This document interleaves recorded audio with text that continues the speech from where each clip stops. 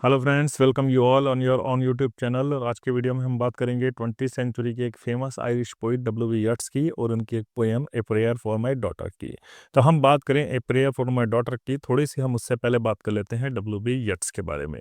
W B Yeats की अगर हम बात करें तो डब्ल्यू बी यट्स 20th सेंचुरी के एक पोइट थे जिनका बर्थ हुआ था 1865 में और डेथ हुई थी इनकी 1939 में।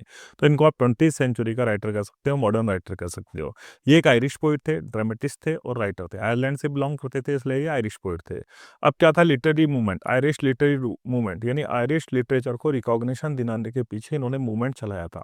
ये चाहते थे कि आयरिश लिटरेचर को भी रिकॉग्निशन मिले, वर्ल्ड वाइड इसको जाना जाए और आयरिश लिटरेचर लोगों की सामने आए। तो इसी को लेकर के इन्होंने क्या करा, एक मूवमेंट चलाया था। उसके पीछे की ये ड्राइविंग फोर्स थे। इनके बहुत अच्छे मित्र हुआ करती थी लेडी ग्रेगरी, जिनके साथ मिलकर के इन्होंने एबी थिएटर का निर्माण किया था। उसकी नींव रखी थी 1904 के अंदर। इन्होंने इतनी बेहतरीन रचनाएं करी थी इंग्लिश लिटरेचर के अंदर कि इनको 1923 के अंदर नोबेल प्राइज से भी नवाजा गया था। अब बात करें a prayer for my daughter की, तो प्रेयर फॉर माय डॉटर लिखी गई थी इन द ईयर 1919 1919 में लिखी गई थी और पब्लिश हुई थी 1921 के अंदर। किसमें? Michael Roberts and the dancer नाम का इनका क्या था, एक पोएम्स का कलेक्शन था जिसके अंदर ये पब्लिश हुई थी। अब बात करते हैं थोड़ी सी हम 1919 की, जिसमें ये पोएम लिखी गई थी, है ना। 1990 हमारे लिए बड़ा इंपॉर्टेंट ईयर है। अगर हमें इस पोएम को समझना है तो पहले थोड़ा सा हमें 1919 के बारे में जानना पड़ेगा। 1919 वो वर्ष था जब क्या हुआ था, फर्स्ट वर्ल्ड वॉर का एंड हुआ था। 1919 वो वर्ष था कि वर्ल्ड वॉर के एंड होने के बाद में वर्ल्ड वॉर की स्थिति के सामने क्या था, चारों तरफ संसार में डिसऑर्डर था, चारों तरफ भय व्याप्त था। संसार के अंदर डेंजर था, खतरा चारों तरफ नजर आ रहा था, अनसर्टेनिटी, एक अनिश्चितता का माहौल था, होपलेसनेस, उम्मीद की किरण कहीं नहीं थी, डार्कनेस, चारों तरफ अंधकार में वातावरण था, डिप्रेशन, हर व्यक्ति तनाव के अंदर नजर आ रहा था, ग्लूम, उदासी थी, सोरोस चारों तरफ फैले हुए थे, डेस्पिरेशन, हताशा थी और लॉस ऑफ ह्यूमैनिटी। और उस वॉर के कारण बहुत सारे व्यक्तियों को, बहुत सारे इंसानों को अपनी जान से हाथ धोना पड़ा था। ठीक है। अब थोड़ी सी बात करते हैं आयरलैंड के संदर्भ में। तो Ireland gained independence from the United kingdom in December 6 and 1921। 1921 में आयरलैंड को क्या मिली, स्वतंत्रता मिली थी यूनाइटेड किंगडम से। इसका मतलब आयरलैंड ब्रिटेन के खिलाफ, इंग्लैंड के खिलाफ, यूनाइटेड किंगडम के खिलाफ स्वतंत्रता की लड़ाई कर रहा था। जैसे हम 1947 में स्वतंत्र हुए, वैसे ही आयरलैंड को स्वतंत्रता कब मिली, 1921 में। इसका मतलब 1919 में आयरलैंड क्या कर रहा था, Ireland was constantly fighting against the United Kingdom to get freedom. ठीक है। इसीलिए आप ये कह सकते हैं कि इस स्टोरी में दिखाया गया या इस पोएम में दिखाया गया ये स्टॉर्म किसको सिंबलाइज करता है, आयरिश वॉर ऑफ इंडिपेंडेंस को सिंबलाइज कर रहा है। अब देखो, कॉन्फ्लिक्ट्स और आयरलैंड और यूनाइटेड किंगडम है, ये हमेशा से ही यट्स की पोइट्री का एक पसंदीदा विषय रहे हैं और हमेशा से ही अपनी पोइट्री के माध्यम से उन्होंने यूनाइटेड किंगडम के खिलाफ आयरिश मूवमेंट को तवज्जो दी है या उसको अपनी पोएम्स के माध्यम से दर्शाया है। अब बात करते हैं इनकी poem a prayer for my daughter की। जैसा मैंने आपको बताया कि ए प्रेयर फॉर माय डॉटर 1919 में लिखी गई थी, तो वहीं पे समझना, उसी के हिसाब से समझना किस प्रकार का माहौल था, उसी में लिखी गई थी। अब वो बोलते हैं, once more the storm is howling, the half hid under his cradle hood and cover lid, my child sleeps on। अपने बच्चे की बात करें, डब्ल्यू बी येट्स ने की शादी हुई और शादी होने के कुछ समय बाद वो एक महल में शिफ्ट हुए।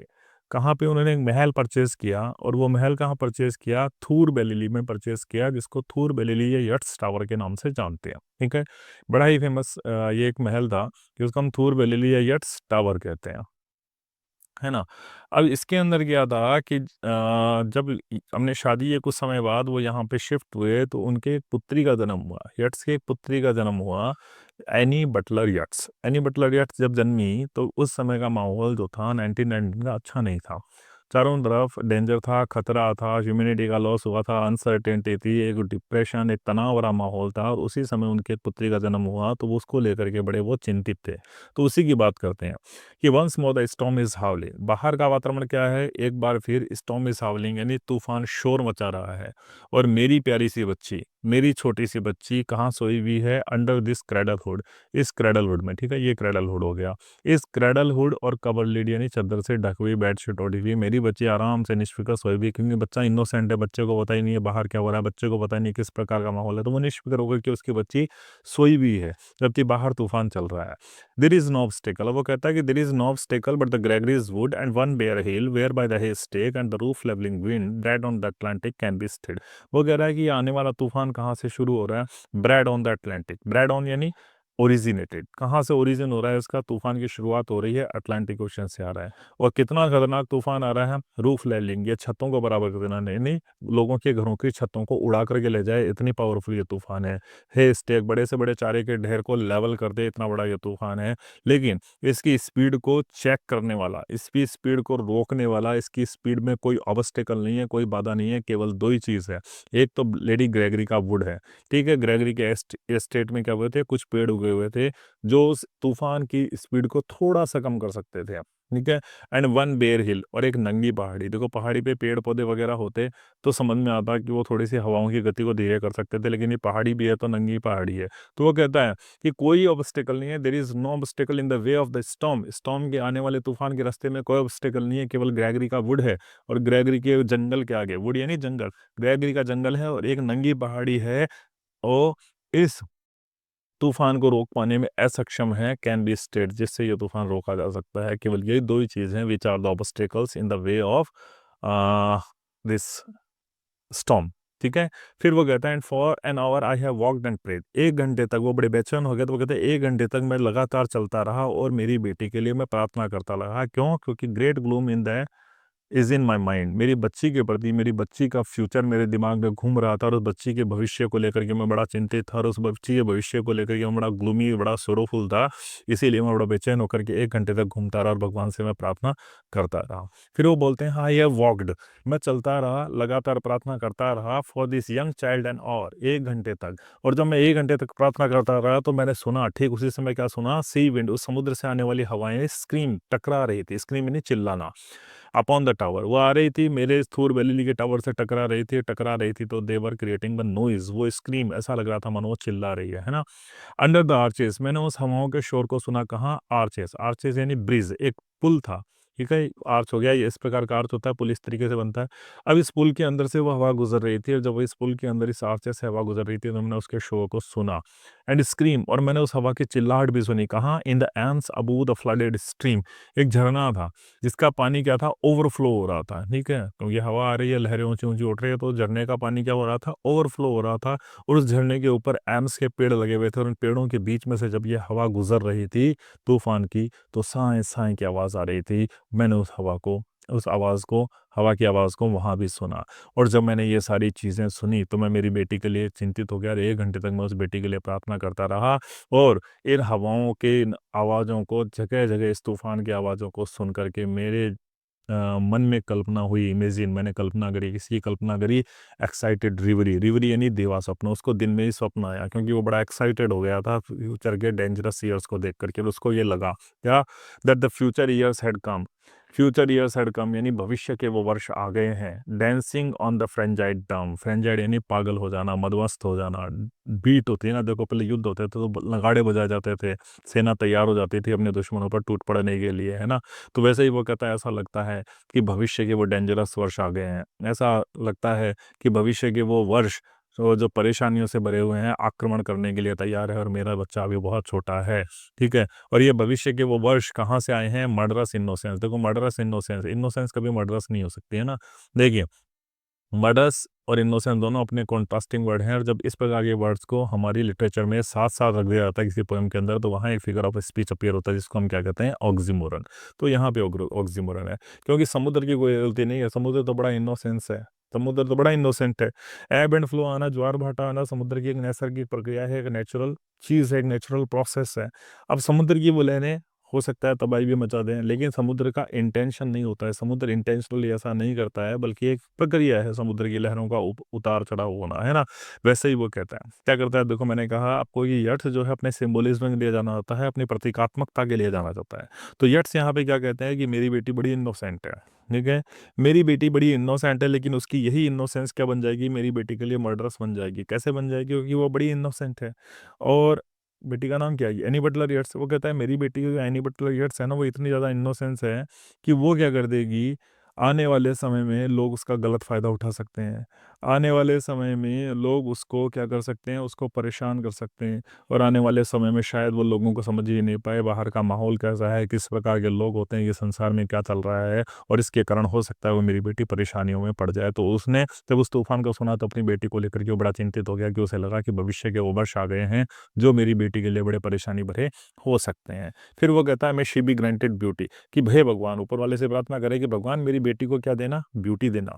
ठीक है, मेरी बेटी को सुंदरता देना। Yet not beauty to make strangers distort, लेकिन इतनी सुंदर मत बनाना उसको, भगवान इतनी सुंदर मत बनाना कि वो किसी अजनबी की आंखों को डिस्टॉर्ट, डिस्टॉर्ट यानी क्रेजी कर देना, पागल कर देना, ये कोई अजनबी उसको देख करके पागल हो जाए और उस अजनबी के कारण मेरी बेटी परेशानी में पड़ जाए, इतनी सुंदर मत बनाना।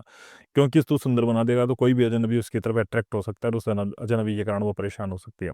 या फिर ऐसा भी मत करना कि वो क्या करे, बहुत ज़्यादा सुंदर हो जाएगी तो of looking glass for such being made beautiful overmuch consider beauty a sufficient end, कि वो जब मिरर के सामने खड़ी होगी और अपने आप को देखेगी, वाह मैं तो इतनी बड़ी खूबसूरत, इतनी ज़्यादा खूबसूरत हूँ, अपने आप को वो दुनिया की सबसे खूबसूरत महिला समझेगी। और उसको लगेगा कि दुनिया में सब कुछ केवल क्या है, ब्यूटी ही है। और उसे ये लगेगा कि शायद उसकी ज़िंदगी का उद्देश्य भी ये सुंदरता ही है। और इस कारण से वो घमंडी हो जाए और क्या कर दे, उस ब्यूटी के घमंड में नेचुरल काइंडनेस अपने अपने काइंड नेचर को खो दे, है ना? और वो काइंड नेचर उसके अंदर चला जाएगा तो क्या होगा, वो एक ऐसे व्यक्ति को जो उसके सामने हार्ट रिवीलिंग इंटीमेसी, इंटीमेसी यानी घनिष्ठता, क्लोज़नेस, ठीक है? तो एक ऐसा व्यक्ति जो उसके सामने अपने दिल हथेली पर रख दे, यानी साफ दिल से उससे प्यार करता हो और जिसको उसको राइट डिसीज़न हो चुनने का, वो शायद नहीं ले पाए और वो हमेशा बिना सच्चे प्रेमी के या बिना सच्चे दोस्त के रह जाए। तो वो हो सकता है अपने प्राउड में, अपने घमंड में किसी ऐसे ऑफ़र को ठुकरा दे, जो व्यक्ति उसके साथ सच्चा प्यार करता हो, जो व्यक्ति उसके पास साफ दिल से प्यार करता हो और उसके कारण से शायद उसको ज़िंदगी भर ऐसा कोई सच्चा प्यार ना मिले। अब देखो यहाँ पे रेफ़रेंस दिए डब्ल्यू.बी. येट्स ने किसकी, मॉडगन से। इस मॉडगन से वो बड़ा प्यार करते थे। 1891 से लेकर के 1901 तक इन्होंने 4 बार प्रपोज़ किया इस मॉडगन को। लेकिन हर बार इस मॉडगन ने क्या कर दिया, उनको रिजेक्ट कर दिया, क्योंकि ये बहुत ज़्यादा ब्यूटीफुल थी और येट्स के प्रपोज़ल को रिजेक्ट कर दिया। तो शायद येट्स ने कहीं न कहीं अपनी खुंदस यहाँ पे निकाली है। वो कहते हैं, अब उदाहरण देते हैं, वो ग्रीक माइथोलॉजी से उन्होंने उदाहरण रहे हैं कि एक हेलन नाम की महिला थी। Helen being chosen found life flat and dull and later had much trouble from a fool, while that great queen that rose out of the spray being fatherless could have her way and yet choose a bandy-legged smith for man। अब वो बोलते हैं कि Helen महिला थी। Greek mythology के अंदर इस संसार की सबसे सुंदर महिला किसको कहा गया है, हेलन को कहा गया है। अब हेलन ने क्या करी, हेलन को एक फूल, फूल किसको कहा गया है, फूल था ट्रॉय का एक प्रिंस, कौन था, जिसका नाम था पेरिस।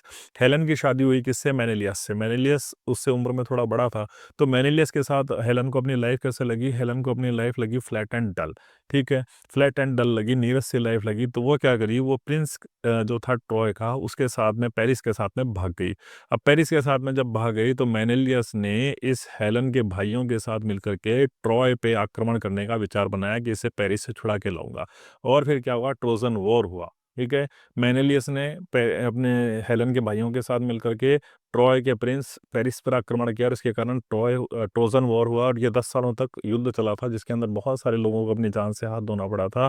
और हेलन को रिकवर जब कर लिया गया तो हेलन की वो इंपॉर्टेंस नहीं रही जो पहले थी, ये मोरली डिग्रेडेड महिला के रूप में लोगों के मध्य जाने गई। तो हेलन ने क्या कर लिया, अपना बहुत बड़ा नुकसान कर लिया था अपने इन गलत डिसीजन के कारण।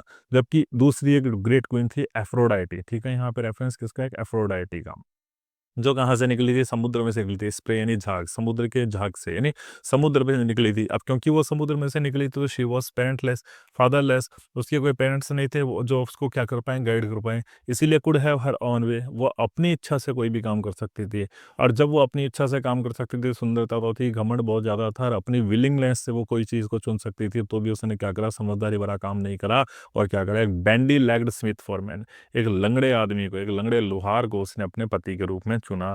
तो वो कहते हैं कि इस बात से ये निश्चित हो जाता है, इट्स सर्टेन, ये निश्चित हो जाता है दैट फाइन वुमन, जो ब्यूटीफुल महिलाएं होती हैं ना, वो ईट खाती है, क्या खाती है, क्रेजी सैलड, एक पागल बनाने वाला सैलड खा देती है अपने मीट, अपने खाने के साथ में। वो कहता है फाइन वुमन जो होती है ना, अपने मीट के साथ में क्या खा लेती है, कोई क्रेजी बनाने वाला क्या खा लेती है, एक सैलड खा लेती है। जबकि horn of plenty is undone. देखो हॉर्न ऑफ प्लेंटी किस चीज़ का सिंबल है, हॉर्न ऑफ प्लेंटी सिंबल है किस चीज़ का? हॉर्न ऑफ प्लेंटी सिंबल है धन धान्य से पूर्ण, ठीक है। एक सींग हुआ करता था जिसके अंदर क्या था, इस प्रकार से चीज़ें भरी रहती थी।